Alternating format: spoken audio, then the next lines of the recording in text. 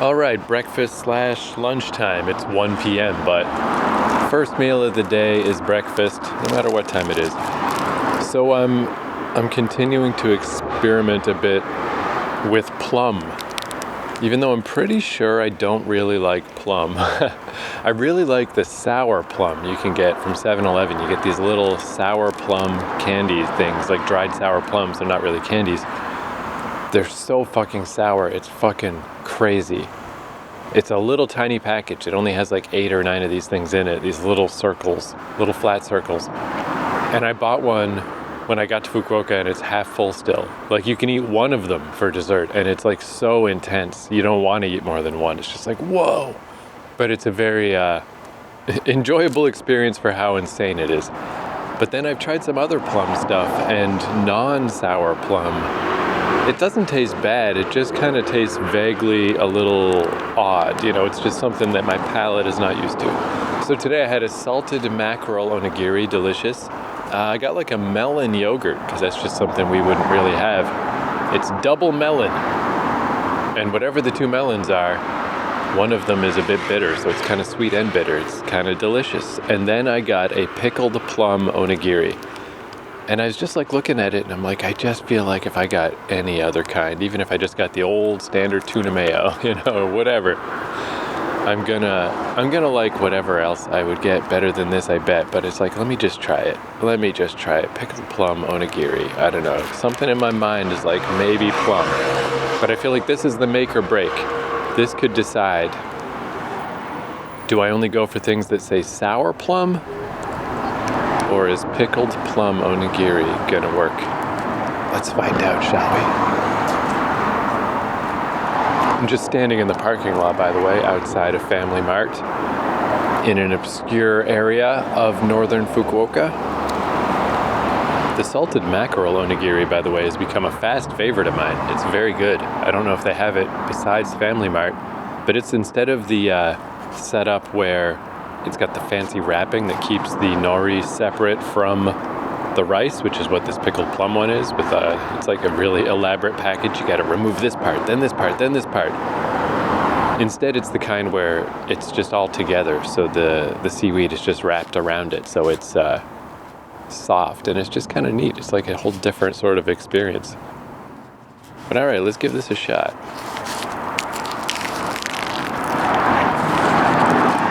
Okay, the corners are, you know, quite a bit of rice, so let's dive in right in the middle. Let's see what we got here. Tastes kind of good. Maybe I do like it. All right, so I like sour plum for sure.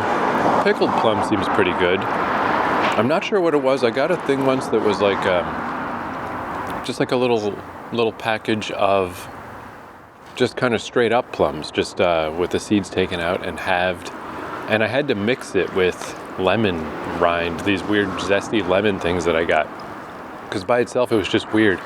But yeah, I think I like pickled plum as well. Okay, so maybe I do like plum. Something in my brain was like, all right, pickled plum, keep exploring. Sour plum, yes, for sure. I guess plum that is just kind of hasn't been fucked with enough. That's where it becomes a problem. Maybe that's what I don't like.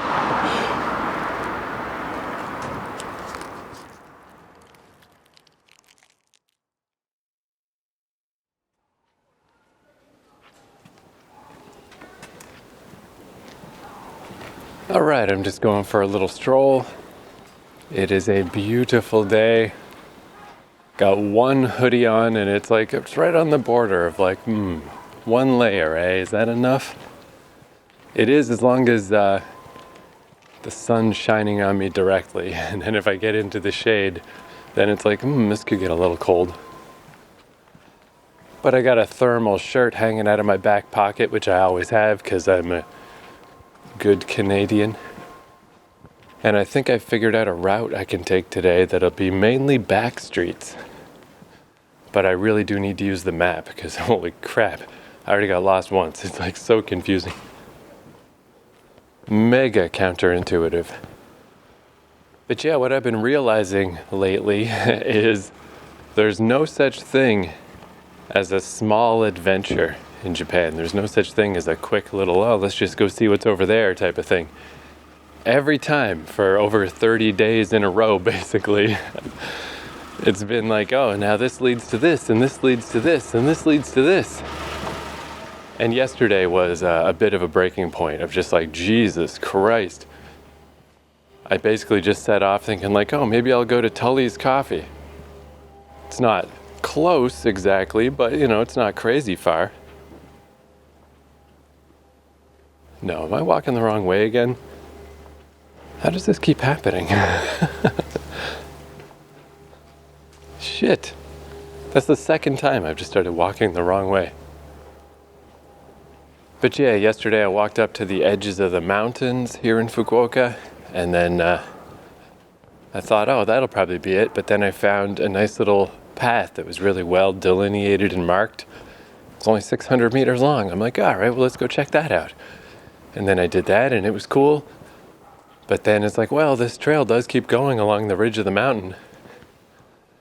And next thing you know, I'm trapped on the ridge of a mountain, and the sun's going down, and I had to escape into a golf course and then take a long, awkward walk back into town. And it's like, damn, my little quick adventure took all goddamn day. It was ridiculous. Which most of the times when that happens, it's like, hey, so what? I mean, I'm visiting Japan. This is what I'm here to do. But yesterday was a rough one because I was in bad shape. I was very exhausted, and I should not have been doing all that. But today I still made not a solemn vow, a subtle vow to stay home, to take it easy today. Give myself a fucking day off, take a little rest. But I really don't like staying home. I'm definitely not a homebody. It feels very, very stir-craze inducing to me. I guess I can stay home if I've got like a video game or something to play. Even that, I mean, the mileage of that has worn off a lot on me from when I was young. But I can kind of convince myself to stay in a bit if I've got something like that to do, but not even, because even then, I mean, it's still like, mentally you're still going on an adventure. You're still getting out of there. But I remember like when I lived with my cousin back home, and he got Yakuza Kiwami for free from like whatever, PS Plus or whatever. And I remember playing that game, and I got pretty addicted to that game. I played it a bunch. But I still remember, like, in the wintertime when it would get dark really early, it's like, man, I got to stop playing this because I got to go outside and I got to go for a walk. Like, I have to. If the day goes by and I don't go outside, it's just like, what is happening? I'm fucked up. It don't feel good for me. So I was already thinking, like, if I do stay in tomorrow and just sit with my laptop and catch up on editing shit or something, I noticed on the walk home last night, I saw a laundromat, and I was like, I could do that just for something to do, just a way to get out of the house to some level. Is this apartment I've got now, this Airbnb, has a washing machine, but it doesn't have a dryer. It's just got the, like a clothes hanger thing, you just pin up all your clothes and hang them. And that seems like a pretty cool thing to do if you've got like a nice second floor balcony or something and the sun is shining down. But I think this episode I'll talk a bit about Airbnb stuff and this Airbnb I'm in. And this one, it just feels like I'm in a weird little cave. It doesn't feel open to the outside at all. And there is no way for real sun to get in or anything. So I think the idea would be to put the clothes on the little clothing rack and put it underneath that kind of combined heater/air conditioner unit that a lot of Japanese places have. But as an experiment, I just after I used a towel after I was showering, and I was just like, all right, let's just try it with this damp towel. And it took a long fucking time. Like the next day, I felt like that the towel wasn't really all the way dry. So I was like, man, this is going to be a pain. It's going to take days for my clothes to dry. But I saw that laundromat last night, and that reminded me of when I was in Itabashi. I saw a guy do his laundry at the laundromat and then take the wet clothes home with him because he was going to just hang them up in the traditional fashion and let them dry. And I was like, that's interesting. That's cool. It's neat to just pick up these little tidbits of information of like, that's how some people manage laundry around these parts. And I realized I could do the reverse. I could do the laundry in my little Airbnb apartment, and then I could take the wet laundry to the laundromat just to use the dryers. Don't have to fucking let my clothes sit around for 2 days just hoping that they'll dry. And nice little excuse to get out of the house, go on a tiny little walk, have a mini adventure. But then when I woke up today, it's just beautiful outside, although I had to infer that a little because, again, my Airbnb, like, I can't even tell what the weather's like outside. This place is just like a weird cave. But I was like, I can't stay inside, not when it's nice out, not when there's limited sunlight. It's fall in Japan right now. It's only going to be light for a little while. I just can't stay inside. I just can't. If I had a religion, this would be my religion. Go the fuck outside every day. Just go outside. You can't stay inside. It's like awful. I know it's a big thing in North America. People love to just stay inside. I can't fucking do it. Makes me nuts. Like when I was stuck in my hometown for COVID times, I did find some pretty nice little hikes and pretty good outdoor areas, but it's just, there just weren't enough of them. There just weren't enough options. So it's like I still went outside almost every dang day. Went on a little hike. It's just like, fuck, I've done this same hike 600 times. Like, shit. Fuck. Alright, so if I look at... So basically what I thought I would do today is renew yesterday's plan. Go to the Tullys. It's not exactly close, but it's not super far. It's a good excuse to just take a little walk while the sun's up.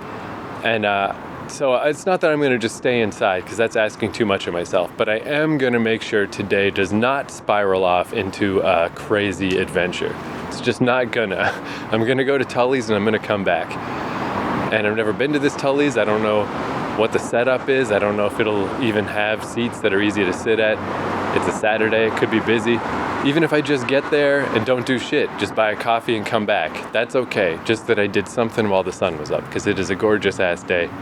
And I think I'll feel better about being squirreled away in my Airbnb when it's dark. I'd feel bad now. But alright, I'm at a bit of a busier street. So I'm gonna see, I got two paths. I got a more direct one that splits off from here.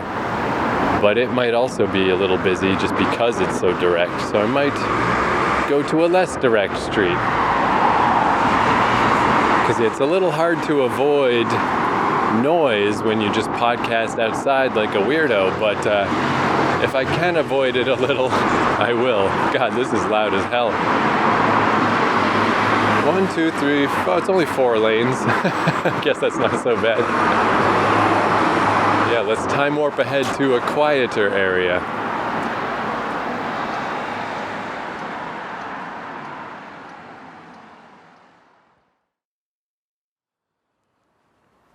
All right, onto a nice quieter street, but I can see up ahead of me, this one goes an okay distance. But yeah, when you're not on the very major streets, it's just like, what's the longest street I can find before everything turns into a tangled ball of yarn? This one's pretty good. That's far-ish, but I can see, I can see the future coming, where it's like, okay, now I got to make choices. I got to figure out where I'm going. But it's worth it to get away from the traffic. And it is kind of nice to, I mean, it's weird to like say that I got a day where I'm especially doing nothing, because that's what I do every day. Every day I do nothing. But I guess there's different layers, different levels to doing nothing. Because this is doing nothing, maybe just doing nothing within a smaller radius. You know, it's not like, yeah, I'm going to go out to the fucking islands way out in the bay of Fukuoka. I'm not going to go way up in the mountains. I'm not going to do any of this crazy shit. I'm just going like 2 neighborhoods over to a coffee shop. That's all. It's kind of nice. Then I just walked by a fucking sign to a store that said, "Welcome Wizards." And I was like, I wonder what this is. You know, like there's a bar in, I guess there's a couple of them in Vancouver that's like a nerd bar. You know, it's like D&D themed. And I guess there's a Toronto one that's like sci-fi more. Anyway, I thought maybe it was like a place like that, but it was just a barber shop.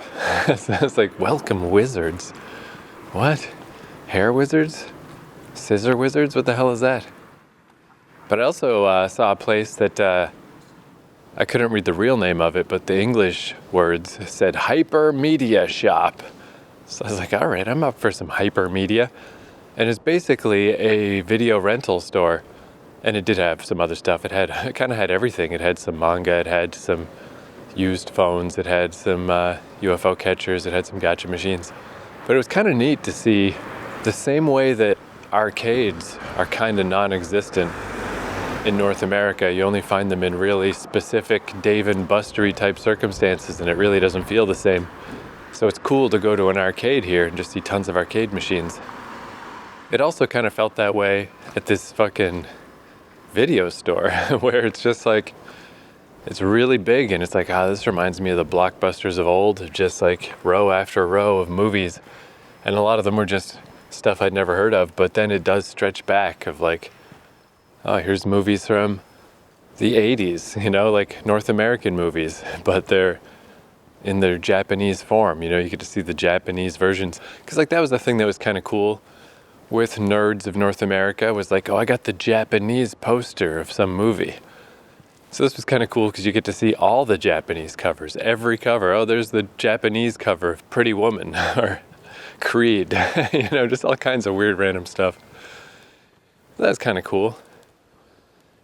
But yeah, I just thought I'd ramble a bit about Japanese apartments. I've been meaning to bring this up for days and I just haven't got around to it. But like, there's definitely, I don't know, all the places I've stayed have got different weird pros and cons. But I was thinking about the apartment I stayed in here in Fukuoka in 2019, the one that when I first got into town and I hiked over to Umebayashi Station and went up the mountain, I stopped by that Airbnb, even just to walk past the outside of it, because I liked it so much. It was definitely the best place I've ever stayed in Japan. And it was just a normal Japanese apartment. I even saw, like the way it was laid out, this one was on the second floor. So you went upstairs, there was a front balcony, and then when you go in, right at the entrance was toilet on the left, little square tub / shower on the right.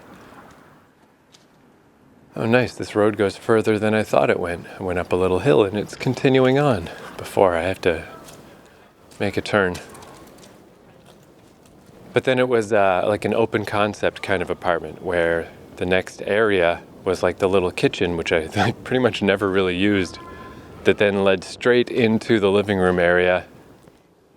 And it probably wasn't very big, because Japanese apartments aren't very big, but in my memory it felt large because the back area, it was really high up, big high loft ceiling, and then it had a ladder you could climb up, and there was a loft area up there where you could sleep, although I didn't really use it that much. It just felt cool that it was there. And I think this is a pretty standard layout, because I remember the YouTubers Katie and Eric, Katie spelled Kyde. I was looking for this video once and I couldn't find it, but at one point they were doing an apartment tour. I think it was they were leaving an apartment, and as a final goodbye they did a video touring the place, and it was that same setup with the loft area at the top. But then they had a balcony that just looked out into the courtyard of a big apartment building, and all you could see were the other apartments. Again, good for hanging laundry, not great for much else, I guess. Going out to smoke if you're a smoker. But in this case, because of the perfect placement of this building in Fukuoka, it was already on the second floor. The ground sloped down behind the building, so functionally it felt like the third floor. It was just open space for a rice field, and then there was a greenhouse, and then the mountain, Mount Aburayama. It was the most incredible fucking view in the world, and it was right outside the window, and it was just a sunny, beautiful apartment, and I did spend days there just doing nothing. I was in Fukuoka for 3 weeks, same as this time, and I would either every couple of days go up the mountain and, have to give myself a little recuperation time. Once in a while, I would head down into the proper city to hang out with my friend Brad. And then other days, if it was really hot because it was the dead of summer, I would just stay in that apartment. It was such a fucking awesome apartment. Just go to the Combini and then just fucking hang out. And like, that's how much I loved that apartment. As I'm, Joe, I don't want to hang out at home. I don't like hanging out at home. That's the one place where I liked hanging out at home. If I was there today, maybe I would have just stayed in, because it was so cool. So that was kind of the top dog. And then since I've gotten back to Japan, there's been kind of ups and downs. But I guess what's most relevant to this current place I'm at is the place I stayed in Itabashi was the 60s, 70s style building, where there's like a really distinct kind of architecture where you can tell it's an old building. Even just like the way the sink is and the way the taps look, and notably the incredibly short doorways. For somebody who's 6'2", it's a headbanging adventure, But kind of neat at the same time, just kind of neat that you get to experience this. And that apartment, I don't know, it's kind of interesting because it wasn't really upgraded or renovated per se. It was mainly just, let's just try to throw in modern conveniences. Here's a nice TV, here's some cool internet. It was like, let's make it as nice as we can, but it's still very fundamentally a 70s building. Right up to the old-timey shower where I had to light a pilot light for a gas burner thing, like a gas little engine dealie. I don't know how gas works. This weird gas process you had to use to heat water for the shower, which I could never figure out. But since it was so warm, I just took cold showers. I'm like, whatever, I don't know. But it was kind of cool. And the place in general was really nice. It did have, I did see 2 cockroaches there, one near the shower and one was like chilling in the sink, hiding underneath like a basin. And there was a pretty big spider in the shower once. And one of the Airbnb reviewers did mention, all the reviews are really nice. Clearly these people really tried their hardest with this place. But the reviewers would mention, in that way, when you don't want to be negative to someone's property, just about little visitors and stuff, just trying to say like, yeah, there's bugs and stuff that get into the house, but maybe it'll be a pretty moth, it doesn't all have to be bad. But I don't really know, I guess, the real logistics of that. Like, I just kind of took that at face value. Like, yeah, that probably is true. I mean, Japan's very, very nice climate. It's just an island. There are insects and stuff everywhere. It seems natural that they would get into the house, and if it's an old house, or that's one of the things that somebody mentioned. It's like, yeah, these old 70s houses, that's how it is. You got to expect a certain amount of insect invasion. And I mean, that's one of the things I like about Japan is that the delineation between indoor and outdoor is not like it is in Canada. In Canada, everything is indoor or outdoor. There's no middle ground. Where in Japan, everything's a middle ground. When you're outdoors, it sort of feels like you're indoors. When you're indoors, it sort of feels like you're outdoors. So I figured, hey, just the price of doing business.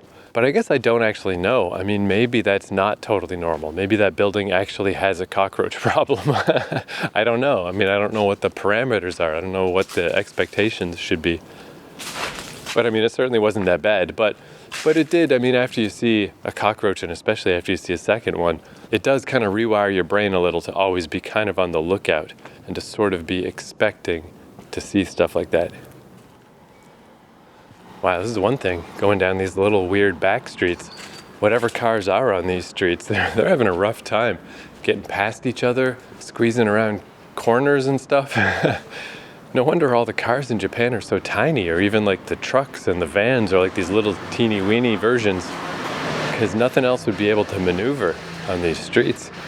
If you brought a North American van back here, you'd be stuck in no time. So this new place I'm at, the first thing I noticed is that it very much fell in line with the Itabashi place in the sense that it is definitely a building of that same era. And it's kind of interesting because it's sort of like a mix, like almost everything in the place is new. It's definitely been like renovated way more than the other place had been. Everything is new, everything is all done, like brand new floors, brand new bathroom stuff, everything is new. But the fundamental design is still the old school design. It's a 6 tatami bedroom. In this case, you walk in, there's a kitchen, and a bathroom off the kitchen that has the toilet and the shower in the same room, and then a sliding door, the sliding paper door, the classic. I've never actually had a place with a sliding door yet. And then through the sliding door is the bedroom, which is 6 tatami mats big because it actually has 6 tatami mats in it. So everything is all spick and span and super brand new. But I guess just, the pattern recognition of the human brain, the first thing that kind of came back to mind for me is like, okay, it's an old style building, so I guess I should presume that it's not going to be quite as fortress tight as a modern house might be. So maybe I should be on the lookout. Are there going to be cockroaches and stuff? Are there going to be bugs? And that's where it felt kind of weird too, because this is the first place where I didn't have a bed. Like, this is all the way traditional style where it's like, just get your futon down on the tatami and just sleep on the floor. And it did just kind of wig me out at first, that first night of just felt weird. It's like, I'm just on the floor. Like, if there are bugs crawling around, the idea is to stay up off the floor, give yourself some separation from them. But I haven't seen any insects at all in that place. Maybe it's because everything is so super renovated and everything is just all tight as a drum. Or maybe the other place in Itabashi, maybe it's not as normal as I was led to believe. I don't know. It feels normal though. It feels natural that in Japan you'd have insects and stuff get into your house. But to be honest, I only ever saw it in that one place, so maybe not. Wow, even with a map, this is a bit confusing. Okay, I think this is where I want to go. But yeah, I think also that first night, I was kind of tired from traveling and stuff, and suddenly I'm in a new place, and it is unlike any of the other apartments I'd been in. And I guess just because my brain was kind of wired for the bug thing, I was like, I wish I wasn't sleeping on the floor. It's like I just keep imagining cockroaches and stuff, and it's like, yeah, am I gonna?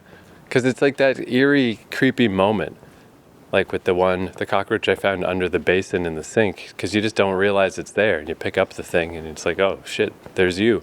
I was like, is that gonna happen with like my blankets or my futon? Am I gonna fucking just pick a blanket up and like see a bug? Like, it's just psychologically unpleasant. Like, clearly, obviously, the worst place I stayed was the first Airbnb when I got here, which thankfully I did not carry any bed bugs with me. Zero evidence of bed bugs after I get out of there. Zero evidence of bed bugs after the first day or two. But it did have bed bugs, and it just weighs on your fucking brain whether you can see them or not, So I was in that headspace that first night.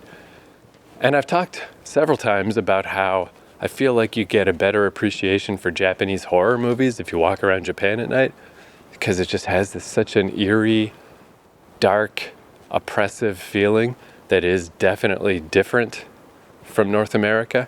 North America is very scary. If you go into the woods at night or something, pretty goddamn terrifying.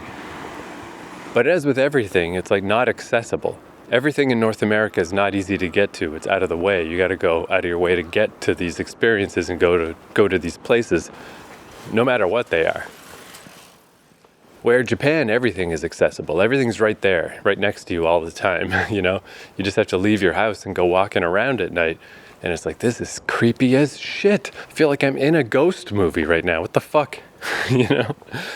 So that's how I felt when I woke up at like 3 a.m.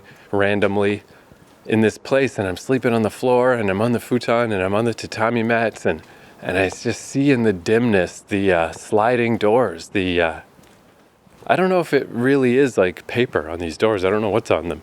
But, back in the day, I guess they were paper doors. But just so traditionally Japanese looking, and just dark, and in this weird little creepy feeling apartment that's like down on the first floor and tucked away in a corner. It's like around a corner, houses on every side, no sun could ever get in there. And I just remember waking up and feeling like frightened. Like, I feel like I'm in another horror movie right now. Now I'm in some kind of like domestic horror movie that takes place in a traditional Japanese house. And I don't like this feeling.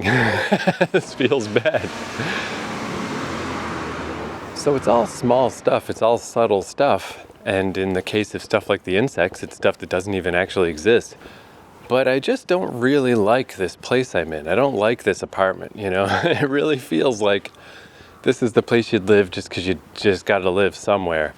Don't really have a lot of choice, so I'm just going to live in this place. But it's definitely not a place I would want to hang out in or spend time in. It's just like, but it's technically got all the stuff that you need. But yeah, I definitely did not, it's not like a fun idea of like, oh yeah, I should just hang out there today. Like, no fucking thank you. Just this creepy, weird little Japanese apartment. I don't know. And then it's also like a mix of, well, the guy Satoru who I met in Chiba, he was saying how his experience with Airbnb, and one of his part-time jobs is to flip rooms, to clean rooms between guests. And his theory as to why Airbnb has become more expensive is because people expect too much out of it now. Instead of just like, hey, you got a spare room in your house, someone could stay in your spare room. Now people kind of want this like hotel type experience. And I definitely felt some of that in this place, like the little paper slippers. They left me little slippers, disposable slippers, which I ended up actually using because that's another thing with this place, I guess. It's very cold. It's always cold in there, which in the summer is probably nice. But yeah, the floors are freezing cold. It reminds me in a bad way of my big old drafty New Brunswick house I grew up in that's 100 years old and had no insulation. And it's kind of awkward. Oh yeah, I forgot to mention this about when I woke up feeling like I was in a creepy horror movie. Because this apartment was split into the 2 rooms, so the heater up on the wall is in the back wall of the sleeping area. So I guess the idea is at night you close the sliding door and you only heat that one room, which does make sense. And luckily in Ekiruno I learned how to maneuver those machines, even though I can't read any of the stuff on the remote control. So I set it to 16, or if it was especially cold, like 17 or 18 degrees, but generally the lowest setting of 16 degrees, you can just put it on that and just let it kind of run overnight, and it'll just keep the room from, you know, getting ice cold. Keep it a little temperate, a little okay. But then that unfortunately leaves the other half of the apartment really fucking cold, and that's where the washroom is. So that's why I woke up at like 3 in the morning. I had to go pee, but that's another memory of the past of the house I grew up in, is I'm underneath a nice big blanket, relatively comfortable on this duvet. But I don't want to get up because it's cold enough in that room that it's like, oh, even just to get up and to find a t-shirt to put on or something, it's like that's going to be a shock to the system. That's not going to be good. And then just the very idea of opening that sliding door and going into the ice cold ice box of the rest of the apartment just to go pee. So that's why I was just laying there. I was laying there for like 10 minutes, just like, oh, fuck, I don't want to do this. And then I'm staring at the scary silhouette of the Japanese room. And it's all dark and quiet. And yeah, my mind just started wandering to horror movie stuff. So yeah, it's just not very comfortable in general. It's just not a very homey vibe. Not a very, I don't know. And again, technically it's got all the stuff. Oh, as well as the little slippers. The other little thing is they left little toothbrushes, little individual toothbrushes. And it's kind of cool. I've never seen this before, but you open the package with the toothbrush in it, and there's just like a little capsule that you unscrew that has a little bit of toothpaste in it. Just a wee bit of toothpaste, just enough to get you through the week or whatever. And I was like, this is pretty neat. It's actually pretty cool. But that definitely, that fits, that's in line with what Satoru was saying, is yeah, like people, they want all this stuff. They want your little disposable slippers, and they want to have access to, like, you know, just bring your own toothbrush. Why does there need to be a toothbrush in the Airbnb? But yeah, this place had all that kind of stuff. And it's like, yeah, I guess if every single place has to have all this type of stuff, or people will like leave a bad review.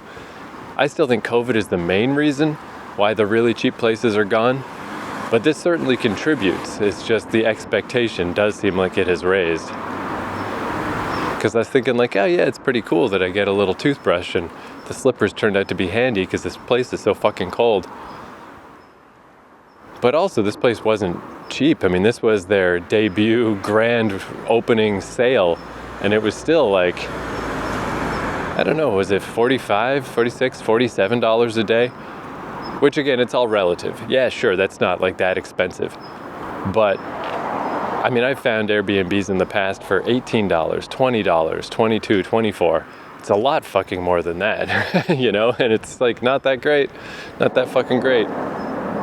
But I mean, even though this is a bit of where I'm just yammering somewhat negatively about Airbnb, but I don't know, I think this could just be interesting in case, you know, what to expect maybe. What kind of Airbnbs are there in Japan? What kind of experience can you kind of expect to have? Figure, you know, why not? It's worth bringing up. Why not? And I mean, this podcast hasn't had a clear point yet. No need to start now. Also, I haven't had a coffee yet today because it's like, you know, I shouldn't have a coffee yet. I'm going to go to a coffee shop. That's where I'll get my coffee. But it's probably got me a little more dour than usual also, my lack of coffee. But I feel like way better than yesterday, which is weird because I actually got quite a bit less sleep last night. So that's another thing, I guess, the tatami mats. So this is the first place that I've slept on the floor. But I kind of experienced this a little because Norihiko's place in Chiba was kind of an interesting situation because he had bunks where I was the only one in the bunks. The other 3 bunks were empty. So they were bunks, so it felt kind of like a bed. It wasn't on the floor. But each bunk had tatami mats on them, so it was kind of like both things. It was kind of an interesting little mix. Oh, I think I accidentally stumbled to this Miyake Central Park. Doesn't seem very big on the map, but hey, it's something. Let's see what we got here. But I'd heard somewhere, I don't really remember where I picked this information up, but that the idea that sleeping on a futon, like why it maybe doesn't go so well in North America, is that the floors are too hard. Oh, good construction equipment. Yeah, I guess it's just kind of like a ball field. And construction. Lots of construction going on all the time, but I guess that's just how it is in the world. But yeah, North American floors, very, very stiff. So, I mean, obviously you just toss a futon down on the floor, it's going to be a little rough. So I'd heard that the tatami floors make that easier, that it's, you know, sort of more pliant or softer. And I don't really know exactly what tatami is. It's just like a woven, I don't know, is it grass? I don't really know quite what it is. Dried grass, I guess. Something along those lines. Like a reed, maybe? But it doesn't really make things appreciably softer, in my experience, because I noticed with Norihiko's place, I pretty much have to sleep on my side because just the way my cyst is, I gotta sleep in. As long as I sleep on my side, it's okay. If I sleep in weird positions or my legs get in odd shapes, then it can make my dumb cyst fill with fluid and it hurts. And being a side sleeper and a bony gentleman is not good with a futon because, yeah, my hip just dug into this thing. So I just took a spare pillow and I had to arrange it under my hip while I slept at Norihiko's, and then that made it okay. So I didn't do that at first here. And I kind of suspect maybe that's why I woke up yesterday feeling so fucked up, because it made no fucking sense. I got like 11 hours, not of uninterrupted sleep, but it was weird. It was like a weird amount of sleep. I don't normally sleep, you know, no more than anyone normally does. If I get 7 or 8 hours, that's good. So why did I sleep so much and felt so fucking awful? And I was guessing that maybe it had to do with just running myself ragged too much. But last night, I found the spare pillow and I arranged it under my hip, and I slept a lot less than I did the other day, but I feel okay. I feel all right. So I think maybe that was it. Maybe I just got like the world's worst sleep ever because my big bony hip was grinding into the floor because, I mean, it's like a big thick futon. I think there might even be 2 of them that I've got piled up on a tatami mat floor. And it's just a fucking floor, bro. It's not a bed. It's way too fucking hard. If you're a side sleeper, it's a goddamn nightmare. So that's another thing, just to be aware of, to be prepared for. If you're in a situation with tatami mats and futons and it's not a real bed, watch that hip, son. If you sleep on your side, oof, you're in for a bad night, man. I mean, I'll take it over having a train go by all the time or having people 3 feet from me coughing and snoring. But yeah, I think that helped like crazy, giving myself some extra cushioning. Extremely necessary.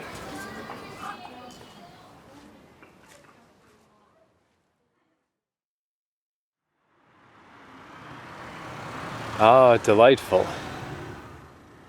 A coffee machine with actual cold coffee in it. So the Tully's quest failed.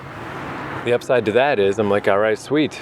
Well, I haven't had a coffee yet today. I'm just going to get a coffee out of the next machine. But yeah, those Coke machines, man, they rule southern Fukuoka. They're everywhere. And this time of year, they do not have any cold coffee. And today, after walking around all day in the relative nice weather, I want a cold one, motherfucker. Wanda Asahi Gold Premium. 100% premium beans. Only 100 yen.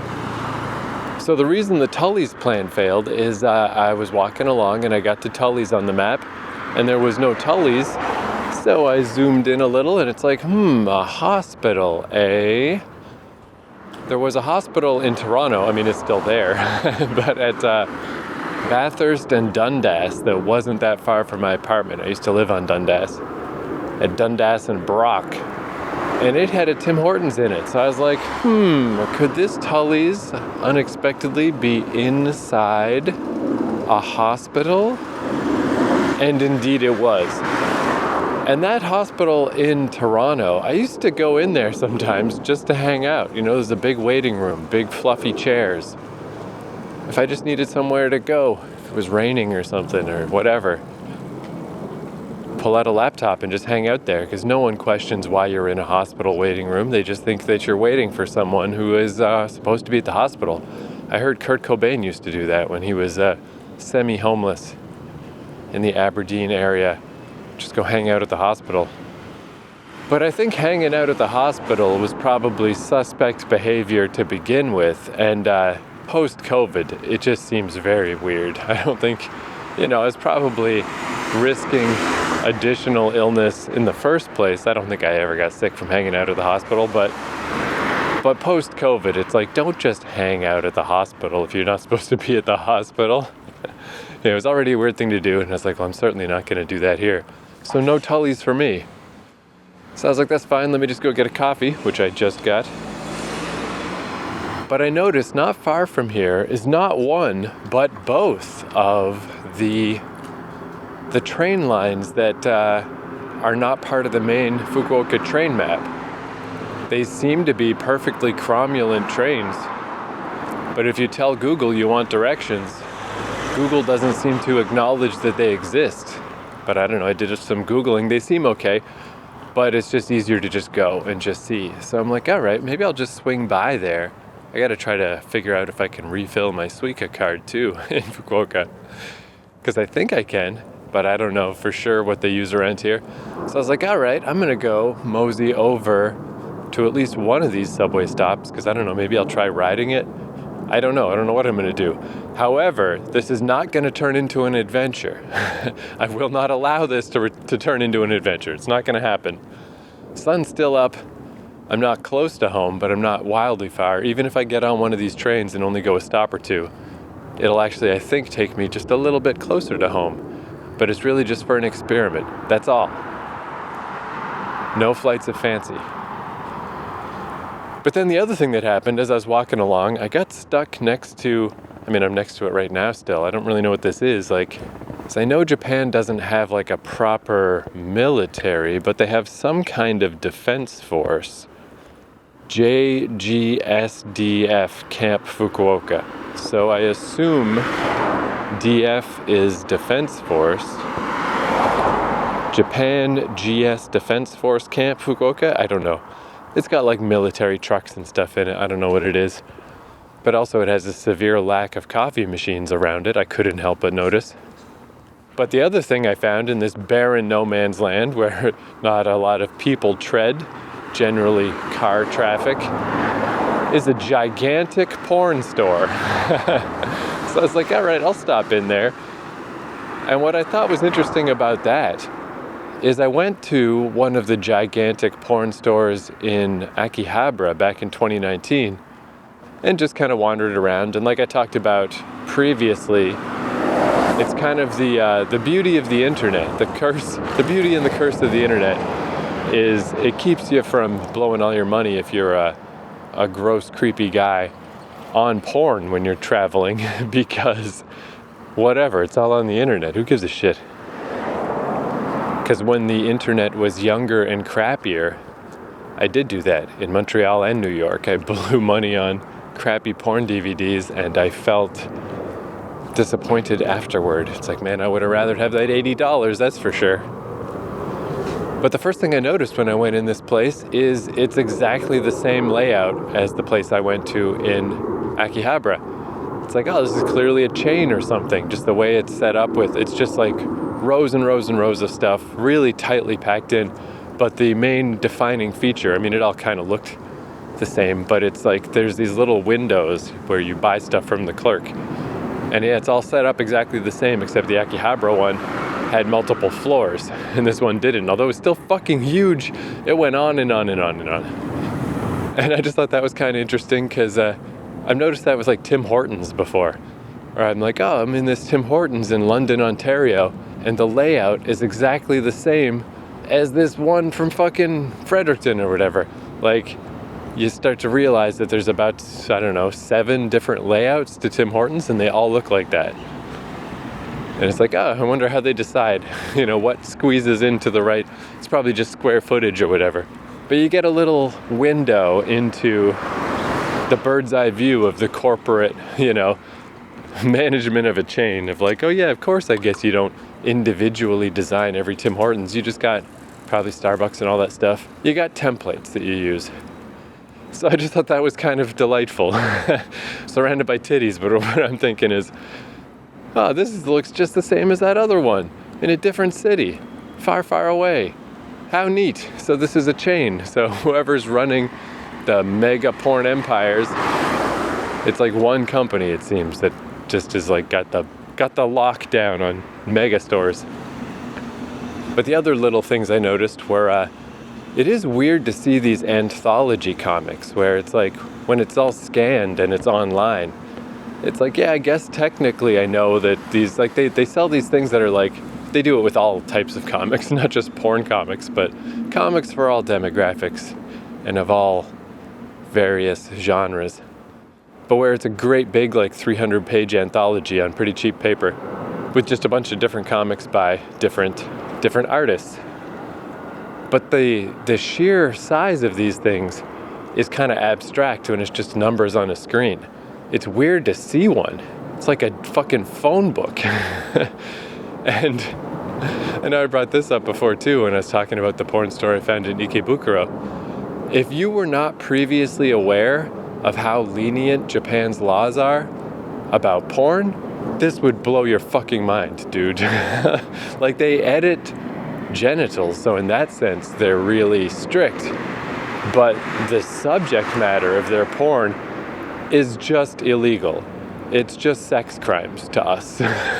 Not entirely, but that's a clear vein of what's going on here. And then just to see something that's a 300-page enormous fucking tome, and next month there's going to be another one, and there are many other competing publications, and these are all just like what I think the average North American person who does not follow the porn industry would just be like, this is fucking crazy. This is crazy shit that we would never see in a million years back home. And here there's a whole bunch of it. It's just like a ton. It's disposable. It's just a weird thing. But the other thing I mentioned the other day when I was in, was it just a book off I was in? I was in some kind of store that had like a tiny little porn corner.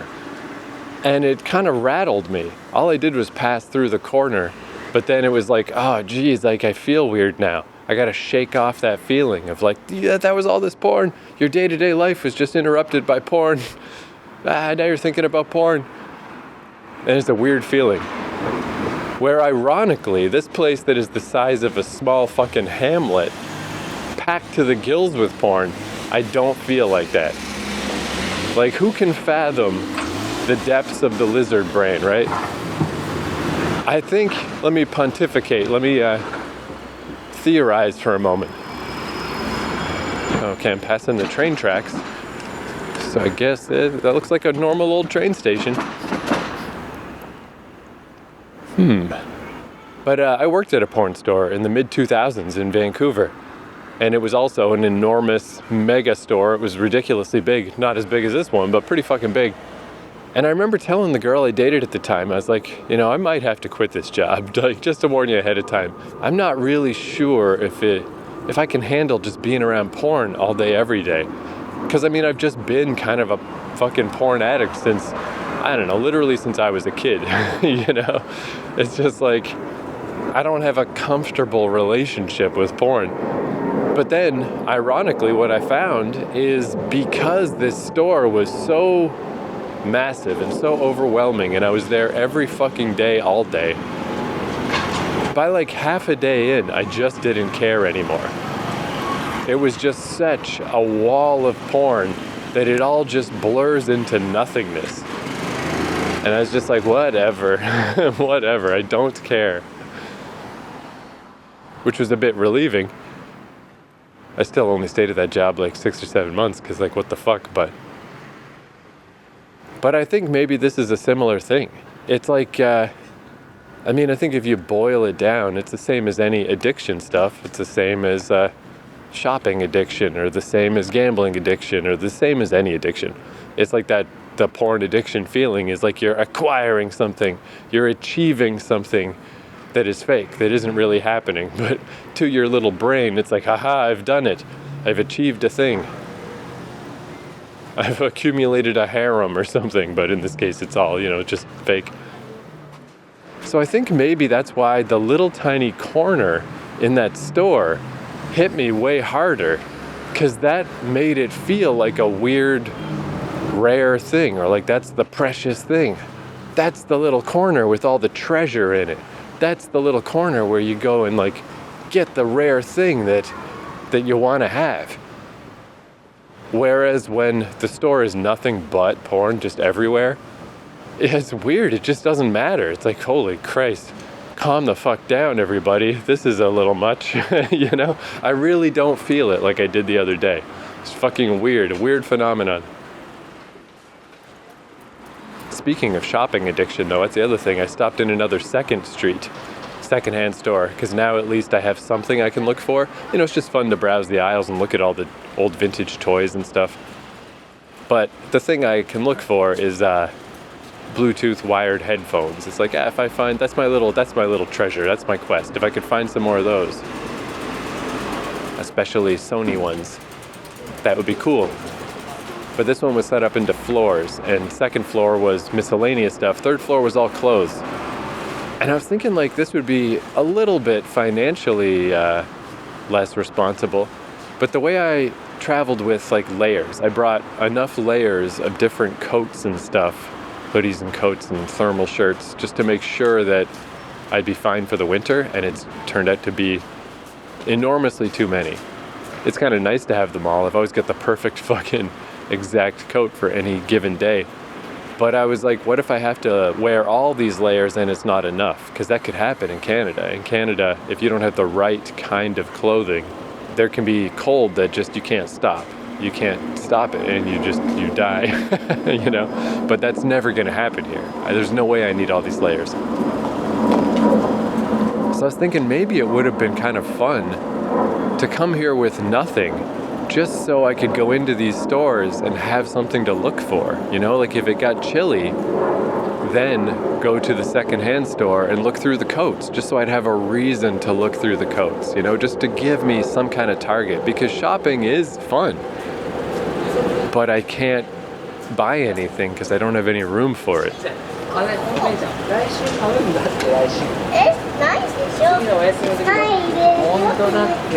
Because even just the couple of times that I've run out of socks and I've had to buy socks from the convenience store, it's kind of weirdly fun. And some of those convenience stores, dude, you can get t-shirts, you can get underwear, you can get all kinds of hats and mitts and stuff. You could kind of buy your whole wardrobe. Actually, come to think of it, I think in Tokyo, I didn't see them this time, but last time I'm quite sure I saw business shirts and fucking ties and stuff in the convenience store. I think you could buy everything you need from a convenience store if you wanted. but at these secondhand stores, they have cool stuff, and it's like, this is cool, but I can't justify buying it. So I don't know, maybe it'd be kind of neat to just travel without the stuff that you think you might need. Don't bring the layers, don't bring the coats. And then if you do need them, just, plan that into your itinerary. All right, well, I'm just gonna earmark X amount of money to buy a coat at some point, because it'd be fun. It'd be fun to just go look through these clothes and to actually be able to buy some. Anyway, I'm at this station. What is this station? It looks completely like a normal station. So I'm just gonna go see if I can refill my Suica card. Yeah, it's just JR Minami Fukuoka line on the Kagoshima line. Wait, Kagoshima line? Isn't this the one with like 90 stops? See, this is confusing too. I thought this was the one that like goes across the whole region, but it seems to stop constantly throughout the city. I think Takeshita Station is the one I would want to be as close as possible to my Airbnb. Anyway, I'm gonna go try to refill the card, but then I'm gonna go explore the other line because it's near here too, because I think it would actually get me even closer.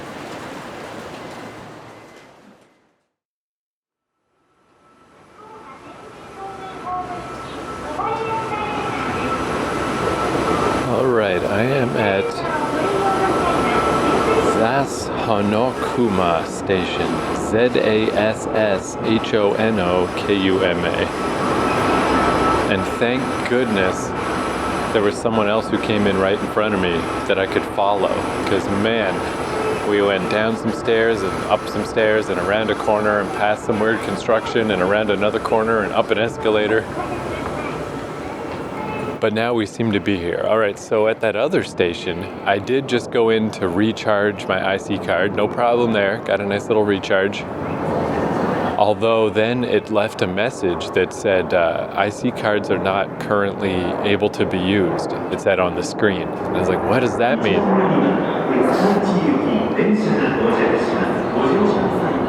But I spied someone else using a card.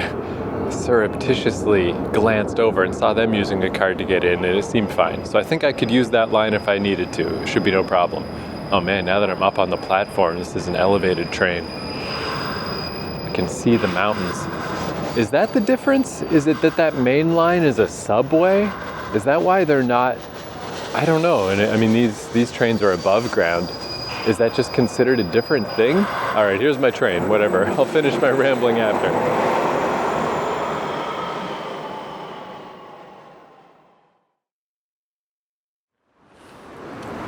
All right, I went 4 stops from Zasshonokuma Station to Takamiya Station, which is pretty close to my Airbnb.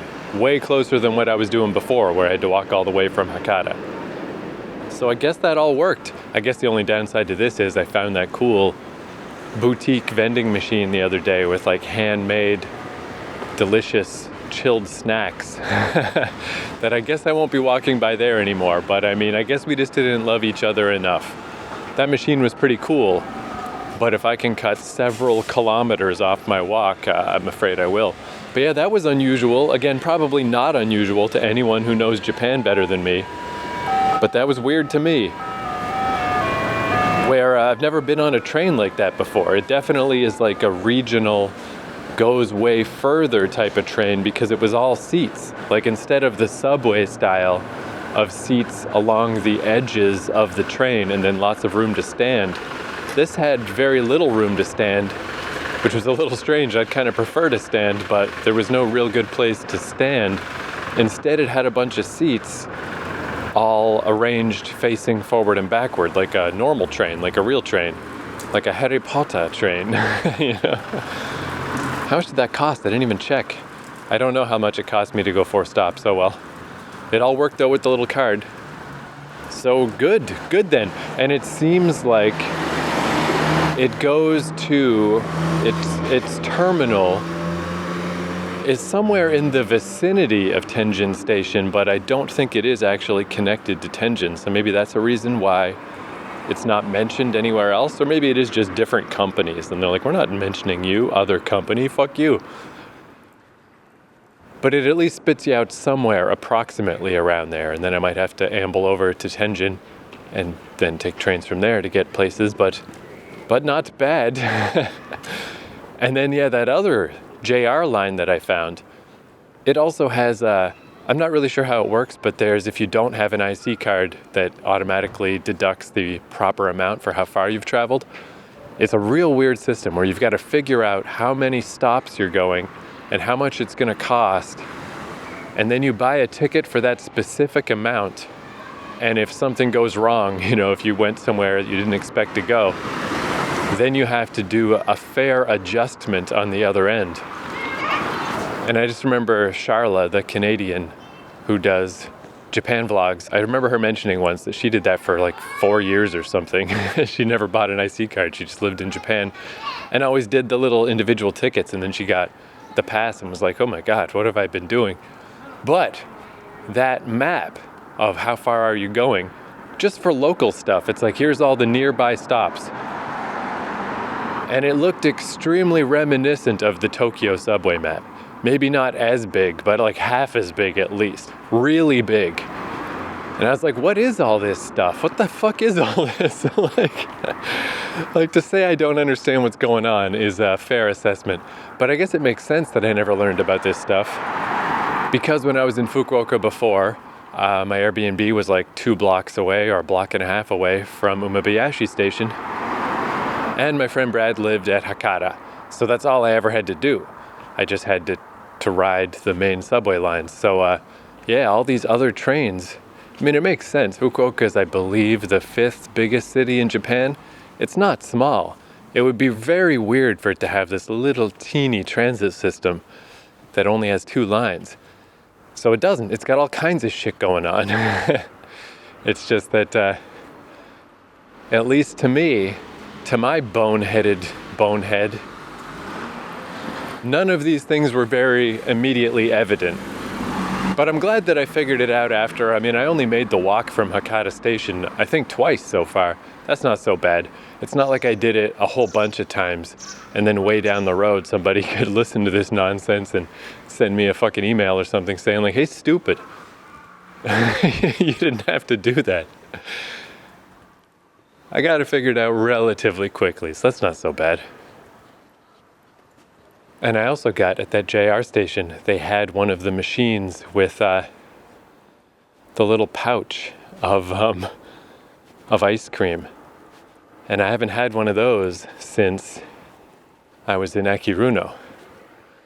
And now that the sun's going down and a chill is setting in, certainly not ice cream weather, but I got one anyway, and it was freaking delightful.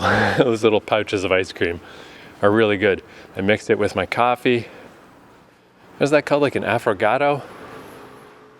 Which I've only ever had at McDonald's because I'm a highbrow man.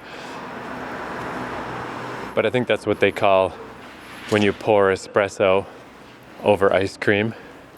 It's a good mix, even when in my case, it's just a can of cheap coffee and ice cream I'm squeezing out of a pouch and I'm mixing it in my mouth.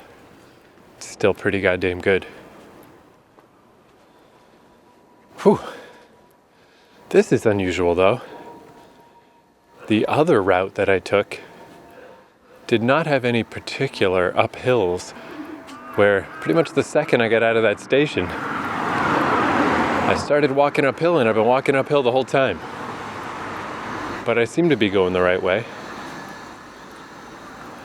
So you know what I think happened today? Even though I was dead set against having an adventure, I think it's just impossible to avoid. This was quite a small adventure when I was in pretty good, feeling pretty robust, feeling pretty decent, as opposed to yesterday when I had a gigantic, far too huge adventure, getting lost on a mountain, and then a mountaintop golf course while I was feeling like shit. So this is fine. This was just a tiny adventure, but this was still an adventure. This is exactly what happens every time. You make a plan, something goes weird with the original plan, and then a secondary plan just spills out. And then you learn some shit. That's what happens every day, and that's what happened today. I was like, I'm just gonna walk to Tully's, and come hell or high water, if something doesn't work out with Tully's, I'm just gonna walk home. And then Tully's was in a hospital, and then I realized that the trains I was curious about were nearby. And then it actually turned out to be a more useful day, because I don't need to go to fucking Tully's. Who the fuck cares about Tully's? Instead, I got to learn that, okay, there are in fact other trains. There could be trains everywhere. Apparently there's invisible phantom trains all over the place. Man, in this neighborhood I stumbled into, I have a feeling I'm going up for no reason, that I'll just have to go down right after this. But man, every time there's a break between the buildings, you get a perfect, beautiful view of the mountains in the distance. I do wonder what my next Airbnb is going to be like, because it's sort of a double bummer that the one I'm at now is this creepy little, it's not underground, it's on the first floor, but it really feels like you're in a basement because it's just tucked away in the back corner of a building behind a bunch of other buildings. It's a bit of a waste of the visual splendor of Fukuoka, because man, like even here I'm just passing a bunch of apartments, just apartments, nothing special about them. These buildings are kind of old and run down. It's just a normal place to live. But these people have incredible views of the fucking mountains every goddamn day of their lives. Like, that's fucking awesome.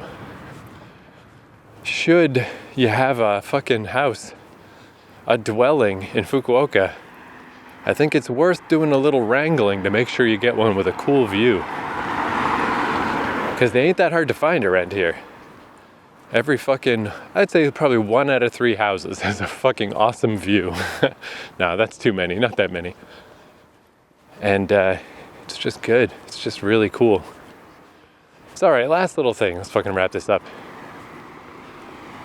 I was reminded of this just because the song has been stuck in my head all day, and then I drank coffee, and coffee woke up my brain.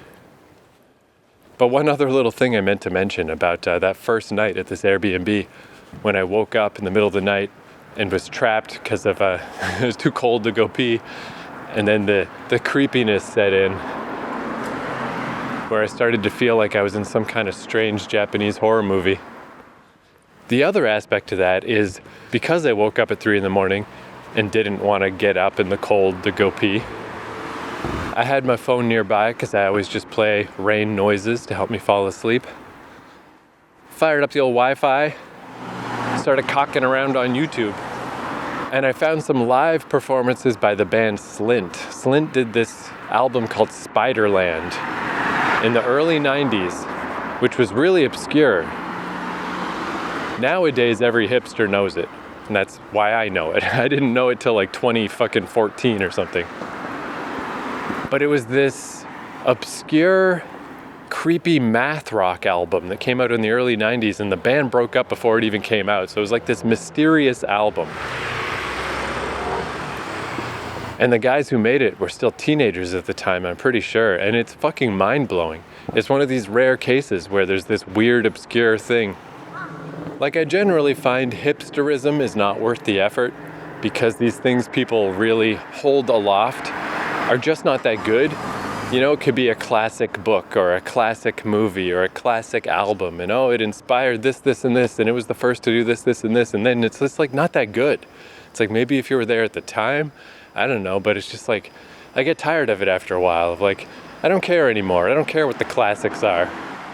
I don't care what the desert island shit is. I don't care what the required lists are. This shit's not that good. It's just not that impressive. It's not really hitting me. But Spiderland is that good. It's fucking crazy. It's like, god damn, this album is so good, and these people are so talented, and what they're doing is so weird and unique and interesting. But also, it's called fucking Spiderland. It's creepy. It's scary. It's weird.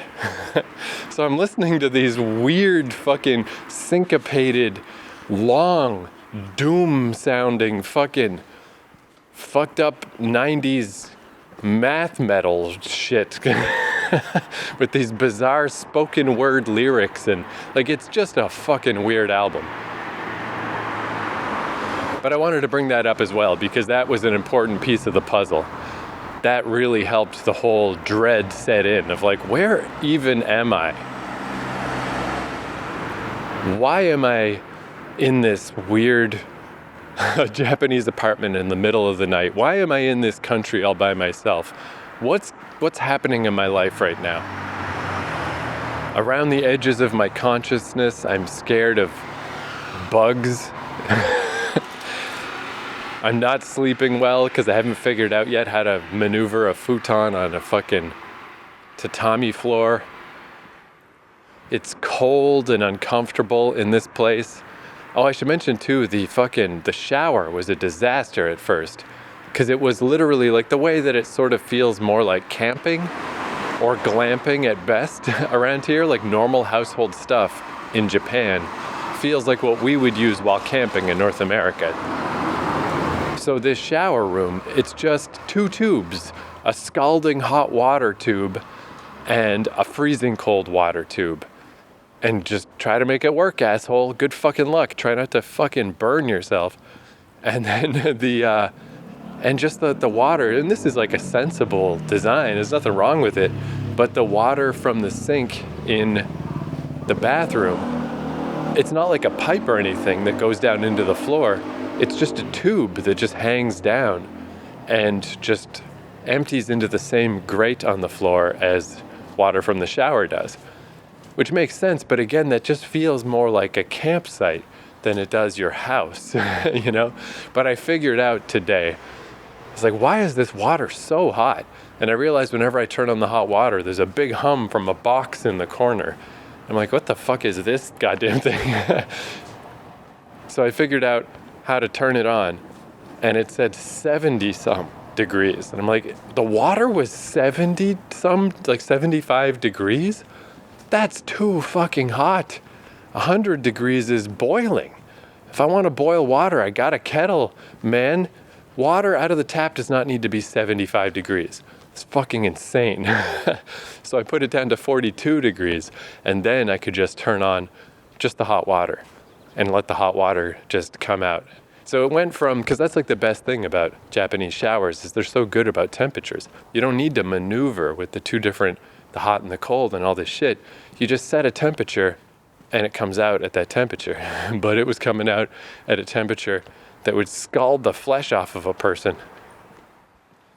And the taps were clearly not made to be finessed. All I could do was turn the hot on all the way and then temper it with cold, or else it would just constantly shift while I was in the shower. And like I legitimately was afraid of burning myself.